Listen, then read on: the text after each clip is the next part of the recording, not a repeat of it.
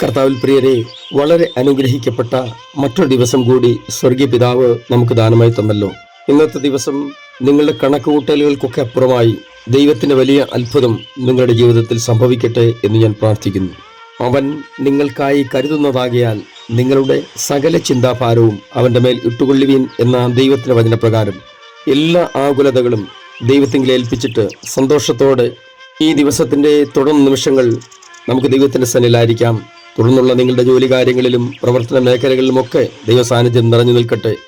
ഇന്നും നമുക്ക് യേശുവിനോടുകൂടെ യാത്ര തുടരാം. ചില നിമിഷങ്ങളിലെ തുടർധ്യാനത്തിനായി വിശുദ്ധ മത്തായി എഴുതിയ സുവിശേഷം 6-ാം അധ്യായം 34-ാം വാക്യത്തിന്റെ പ്രാരംഭ ഭാഗമായിക്കട്ടെ. അതുകൊണ്ട് നാളേക്കായി വിചാരപ്പെടരുത്. ഒന്നിനെക്കുറിച്ചും വിചാരപ്പെടരുത് എന്ന വിഷയത്തെക്കുറിച്ച് നിങ്ങൾ ഒരുപക്ഷെ ധാരാളം സന്ദേശങ്ങൾ കേട്ടിട്ടുള്ളവരായിരിക്കാം. ചിലപ്പോൾ നിങ്ങൾ തന്നെ ഈ വിഷയത്തെ ആസ്പദമാക്കി പ്രസംഗിച്ചിട്ടുള്ളവരുമായിരിക്കാം.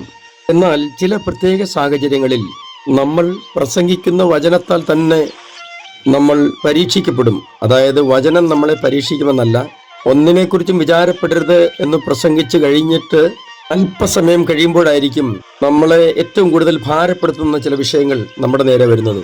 എന്നാൽ ഏത് നിലയിലുള്ള ഭാരമേറിയ അനുഭവങ്ങൾ നേരിടേണ്ടി വന്നാലും നമുക്ക് മുമ്പേ സകല ദുർഘടങ്ങളെയും സമഭൂമിയാക്കാൻ കഴിയുന്ന ദൈവം നമ്മോട് കൂടെയുണ്ട് എന്ന് ഉറപ്പായി വിശ്വസിച്ചുകൊണ്ട് നമുക്ക് മുന്നേറാൻ കഴിയട്ടെ. ന്യൂയോർക്ക് നഗരത്തിലെ ഒരു സാധാരണ സുവിശേഷകനാണ് ഹെൻറി ഗിബ്സ്. വളരെ ഭക്തനും പ്രാർത്ഥനാ മനുഷ്യനുമായിരുന്നു അദ്ദേഹം. നഗരത്തിലെ തന്നെ തീരെ ചേരിപ്രദേശം പോലെയുള്ള സ്ഥലങ്ങളിലൊക്കെ തൻ്റെ പ്രവർത്തനവുമായി മുന്നോട്ട് പോകുന്നത് തൻ്റെ പതിവായിരുന്നു. നമ്മൾ ഒരുപക്ഷെ ചിന്തിച്ചേക്കാം, ന്യൂയോർക്കിൽ ചേരിപ്രദേശമോ പലതിൻ്റെയും മുഖം അല്ലെങ്കിൽ പൂമുഖം മാത്രമേ നമ്മൾ കണ്ടിട്ടുള്ളൂ. പല മനുഷ്യരുടെയും പൂമുഖങ്ങൾ മാത്രമേ നമ്മൾ കണ്ടിട്ടുള്ളൂ. അകത്തോട്ട് കയറിയാൽ മാത്രമേ ചേരിപ്രദേശങ്ങൾ നല്ലോണം മനസ്സിലാകൂ. എന്ന് പറഞ്ഞതുപോലെ നമുക്ക് ഊഹിക്കാൻ പോലും കഴിയാത്ത മഹാപട്ടണങ്ങളിൽ, വലിയ പട്ടണങ്ങളിൽ നമ്മുടെയൊക്കെ ചിന്തയ്ക്കപ്പുറമായ പട്ടിണി പാവങ്ങളും വസിക്കുന്നുണ്ട്. ഈ ദൈവദാസൻ ഒരു ദിവസം തൻ്റെ ആ ദിവസത്തെ പ്രവർത്തനമെല്ലാം കഴിഞ്ഞിട്ട് വീട്ടിലേക്ക് മടങ്ങുകയായിരുന്നു. ബ്രൂക്ക്ലാൻഡിലുള്ള ഒരു ആറ്റുകടവിൽ അദ്ദേഹം എത്തി. അക്കരെ എത്തുവാൻ അദ്ദേഹത്തിന്റെ കയ്യിൽ കടത്തുകൂലില്ലായിരുന്നു. വളരെ ഹൃദയവേദനയോടെ അദ്ദേഹം ഇപ്രകാരം പ്രാർത്ഥിച്ചു: കർത്താവേ, ഞാൻ വളരെ ക്ഷീണിതനാണ്. പകൽ മുഴുവൻ ഞാൻ നിന്റെ മഹത്തായ ശുശ്രൂഷ ചെയ്യുകയായിരുന്നു. ഇനി എന്നെ എങ്ങനെയെങ്കിലും മറുകരയിൽ എത്തിക്കണമേ.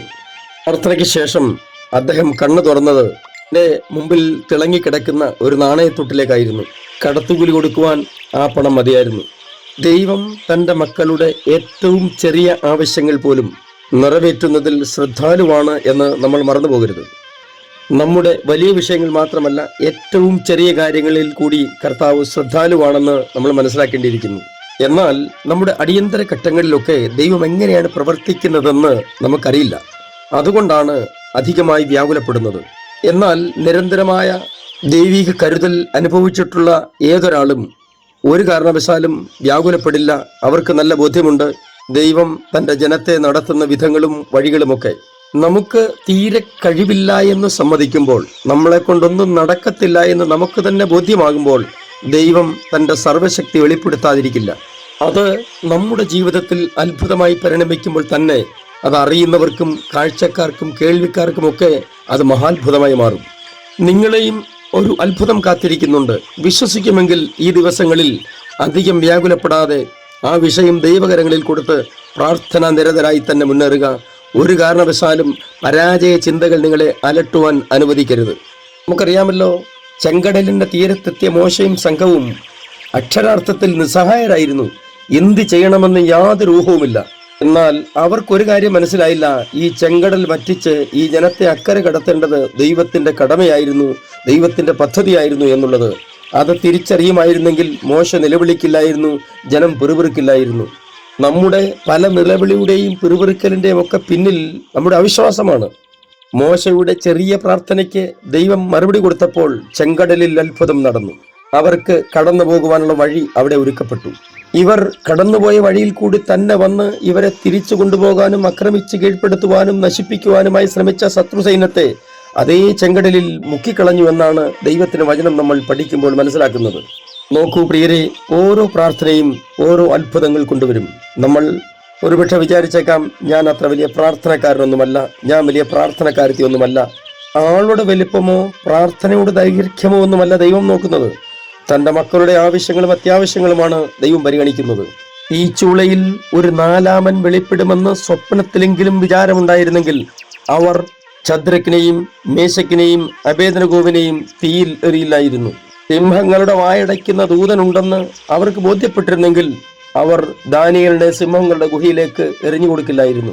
നിങ്ങൾ ഈ ദിവസങ്ങളിൽ അധികം ഭാരപ്പെടുന്ന വിഷയമുണ്ടല്ലോ, അത് പൂർണ്ണമായും ദൈവത്തിന് വിട്ടുകൊടുക്കുക. തീർച്ചയായും നിങ്ങളുടെ തലമുറകളിൽ നിങ്ങൾ ഒരു അത്ഭുത വിഷയമായി മാറും. നിങ്ങളുടെ കുടുംബ ചരിത്രത്തിൽ ആർക്കും കടന്നു ചെല്ലാൻ കഴിയാത്ത നിലയിലുള്ള ഒരു ദൈവിക വിടുതലിന്റെ വാതിൽ നിങ്ങൾക്കായി ദൈവം തുറക്കുകയാണ്. ഞാൻ നിങ്ങൾക്കൊണ്ട് പ്രാർത്ഥിക്കുന്നു. സ്വർഗീയ പിതാവേ, എല്ലാ പ്രിയ മക്കൾക്കായിട്ടും സ്തോത്രം. യേശു കർത്താവ് ശിഷ്യന്മാരെ പഠിപ്പിച്ചതുപോലെ ഞങ്ങളെ എല്ലാ ആകുലതയിൽ നിന്നും വിടുവിക്കുമാറാകണമെന്ന് പ്രാർത്ഥിക്കുന്നു. യേശു ക്രിസ്തുവിന്റെ പുണ്യനാമത്തിൽ തന്നെ ആമേൻ.